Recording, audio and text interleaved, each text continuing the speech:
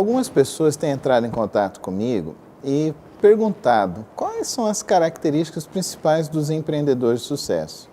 E uma das características que vocês viram nesses últimos empreendedores que estiveram aqui nas nossas entrevistas foi a questão do equilíbrio emocional. Mesmo passando por crise e dificuldades, eles continuavam acreditando e continuam acreditando nos seus sonhos e na persistência. Então hoje eu trago para vocês uma pessoa que vai ajudar a você a manter e a desenvolver um melhor equilíbrio emocional para você atingir a melhora dos seus resultados. É a doutora Adriane Garcia. Seja bem-vinda. Obrigada, pastor Carlos. Doutora, nesse tempo de crise, parece que as pessoas realmente perdem a questão emocional.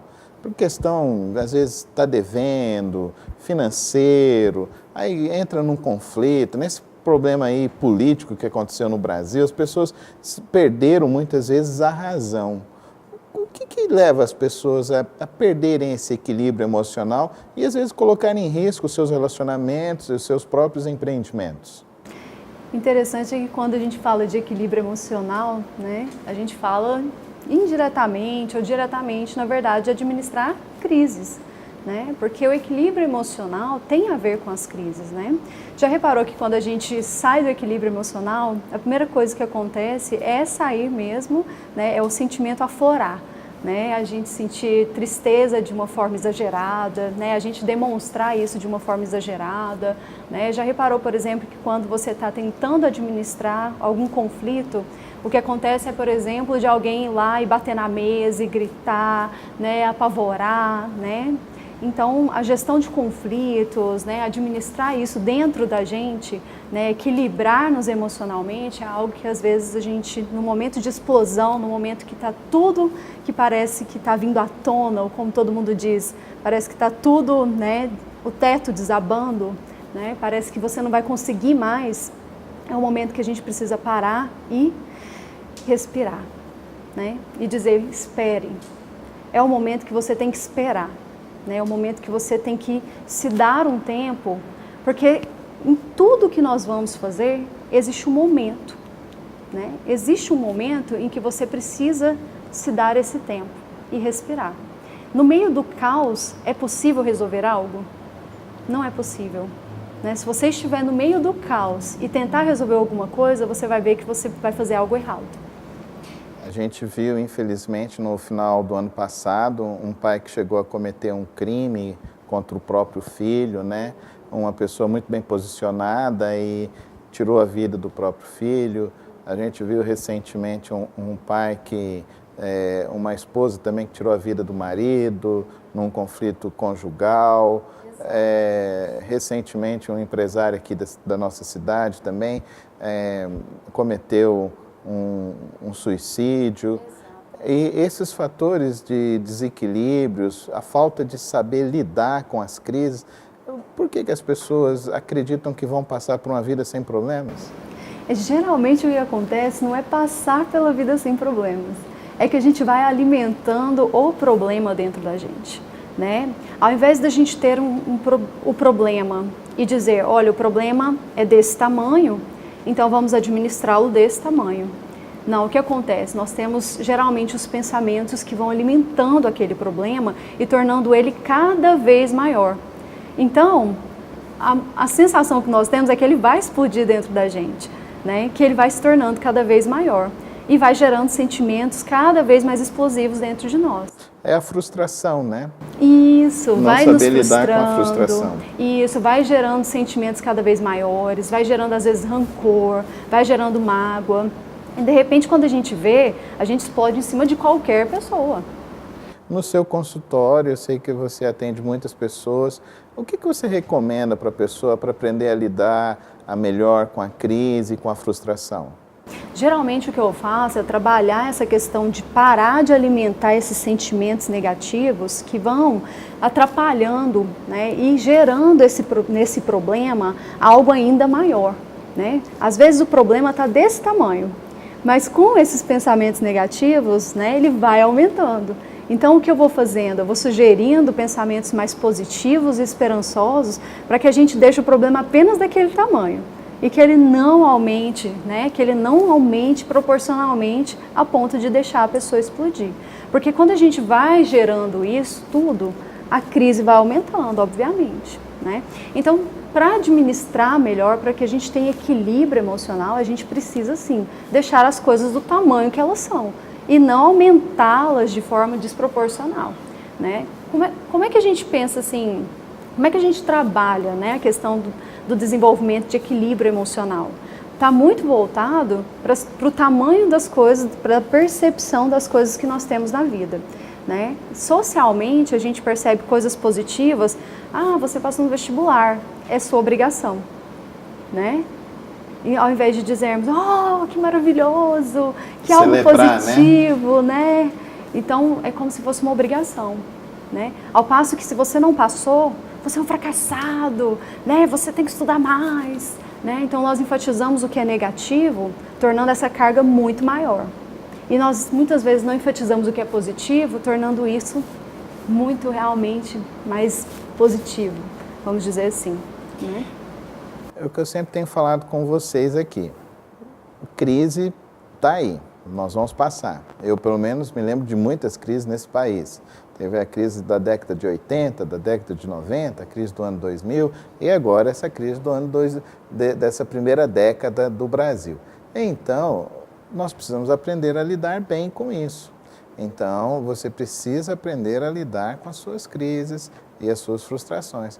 Em crise econômica e política, já vi gente brigando por conta de partido A, partido B, eles continuarão aí e nós teremos que escolher os melhores. Então, agora, a crise econômica, eu aprendi uma frase. Eu sempre penso nela no momento das minhas crises. Tudo passa. Doutor Adriano, dá um exemplo de como uma pessoa pode lidar, por exemplo, uma esposa acaba de descobrir um problema, uma relação extraconjugal, como que ela pode lidar isso com uma forma, tendo um equilíbrio emocional?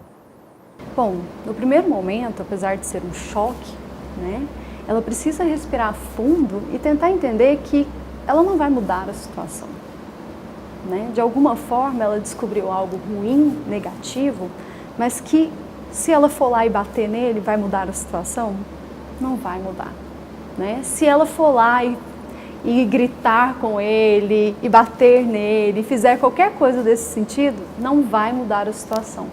De repente, para extravasar a raiva, fazer alguma coisa, né, ela pode fazer de outras formas, né, que sejam menos agressivas, né, que ela não tenha consequências negativas, né, ela pode até, às vezes, fazer alguma coisa que chorar, né, desabafar, mas que ela se sinta depois bem para que ela possa resolver, solucionar o problema, né? O que a gente tem que pensar no momento de crise é que a gente precisa tirar da gente aquele sentimento negativo, né? A retirada do sentimento negativo através do choro, através do desabafo, é a melhor coisa que a gente pode fazer no primeiro momento, né? E um empresário que aí já ficou 2, 3 meses sem atingir aquela meta e agora está naquele momento que ele tem que dispensar funcionários e ele está mal emocionalmente, como que ele pode lidar com esses momentos? Então, no primeiro momento, eu sempre costumo dizer para o empresário que ele precisa entender o seguinte: o que é importante para a empresa dele? Né? O que é relevante para a empresa dele? Porque nesse momento de corte, né, é necessário que seja feito, né? Ou é necessário que ele faça remanejamentos? Né? Quem é mais importante para ele nesse momento? Né? Às vezes a gente chega nesse momento, infelizmente, né? Mas tem como a gente repensar, reestruturar a empresa, pensar em novos modelos, pensar em novas frentes de trabalho, fazer um projeto novo? Porque eu vejo, por exemplo, muitos empresários, né, que olham para um estilo de trabalho e vão apenas nele.